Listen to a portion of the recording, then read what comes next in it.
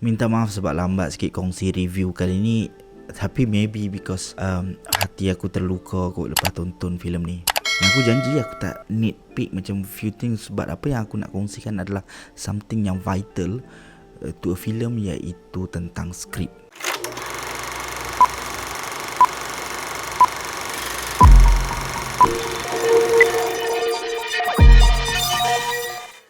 Assalamualaikum dan selamat datang ke YouTube channel Mak Don. Sekali lagi dengan aku Mak Don, dan hari ni kita akan sembang tentang sebuah filem baru yang ditayangkan di pawagam bertajuk Malaikat Malam. Filem ni merupakan sebuah filem pertama arahan Bujok ataupun Nazifdin Nasruddin, yang mana hampa mungkin kenali beliau melalui filem-filem yang ditulis oleh dia seperti Solos Game of Life, Reversi dan juga Sheriff. Sebelum tu aku nak ucapkan tahniah kepada Bujok and the whole team of Malaikat Malam kerana berjaya mengutip 10.2 juta untuk tayangan awal dan juga minggu pertama tayangan. No doubt filem ni boleh kutip jutaan ringgit, tetapi aku tak sangka boleh kutip sampai 10 juta.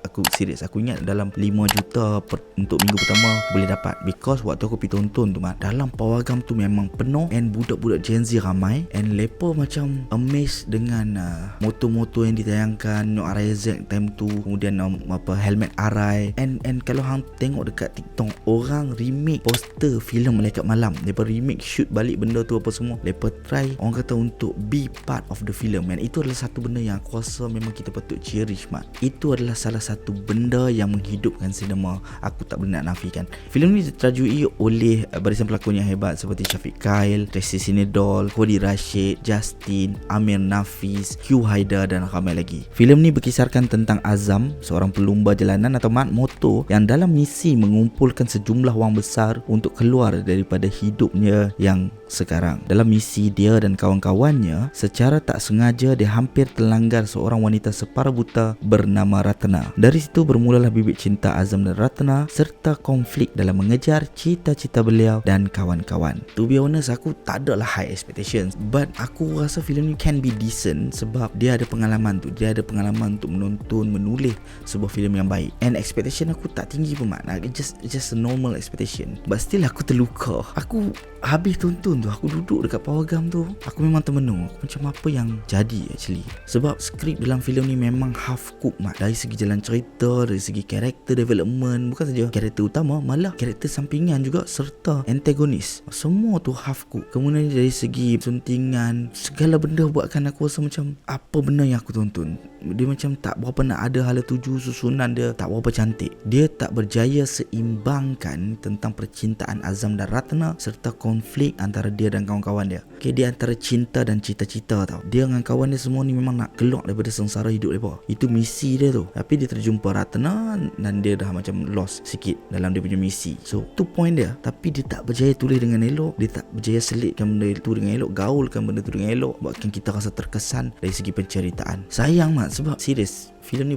ada potensi sebab dia buat watak Syafiq Kyle tu macam mat motor yang ala-ala cool, and aku suka gila vibe dia naik RZ, yang macam nampak ganas tapi dia bukan ganas, dia macam rugged tapi still cool at the same time, and jiwang. Tapi tu lah sayang, weak point dia banyak. Karakter dalam filem ni tak ditulis langsung dengan elok. Azam yang ada cita-cita dia, tapi dia tak portray pun kawan dia sebagai mak motor yang bagus, yang memang ada pengalaman, yang memang betul-betul tengah mengejar cita-cita dia. Dekat bot bilik dia ada berapa ribu apa semua nak kena spend kan. Dia tak ada race yang banyak pun yang nampak kata dia tu memang racing sentiasa menang ataupun apa benda saja kan, yang boleh develop karakter dia tu. Dia race dengan satu mak motor ni, kemudian cari pasal, kemudian terus ada game besar keluar. And ayat antagonis dalam filem ni yang kata orang hormat hang sebab abang hang, tak ada follow up tentang benda tu tau. Kru Azam dalam filem ni nampak macam kecil gila, nampak macam hanya ada Mak Jet dan Jimmy, dua tu je. Bila dia pergi lawan motor, dia nampak macam orang lain tu rasa macam part of his crew ke, atau part of antagonis ni punya crew.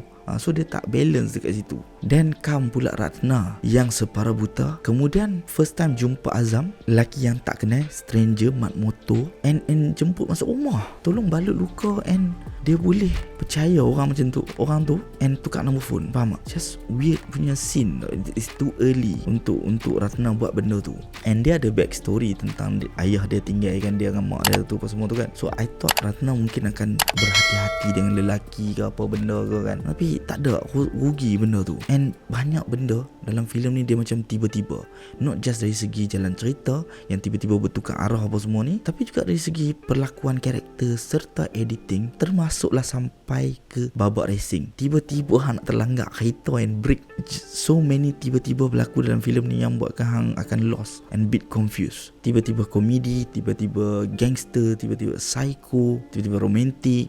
Semua benda tu dia tak gaulkan, dia tak tuliskan dengan baik. Sebab kalau aku yakin kalau dia berjaya tulis dengan baik, dia develop dengan baik, world building dia baik, karakter development baik, editing pun elok, dia tersusun, dan susunan penceritaan tu pun cantik je kan, aku yakin all this tiba-tiba dia akan jadi hilang. Sebab kita dah nampak benda tu dengan jelas. And the important part of this film iaitu racing part langsung tak bagi thrill mat. And pertukaran watak yang aku cakap tadi yang tiba-tiba tu macam Cody Rashid. Dia tak tulis Cody Rashid tu punya, okay spoiler Cody Rashid akan menjadi something lah at the end. Tapi dia tak tulis karakter Cody Rashid tu dengan baik untuk buatkan part bila dia berubah tu jadi psycho tu hang akan terkesan tu, hang pun boleh relate dengan watak Cody Rashid. Dia sepatutnya buat bagi Cody Rashid tu memang daripada awal lagi tak puas hati dengan Azam ni, sebab dia macam jealous sikit dengan Azam. Lepas membesar sama-sama, tapi macam Azam dapat more attention, kemudiannya dapat pula awet cantik, kemudiannya bila minta ajak lumur motor dia tak mau bagi apa semua. Just dia patut masukkan benda tu sedikit demi sedikit sampailah ke tahap mak dia, something terjadi dekat mak dia, which is mak dia still alive, is supposed to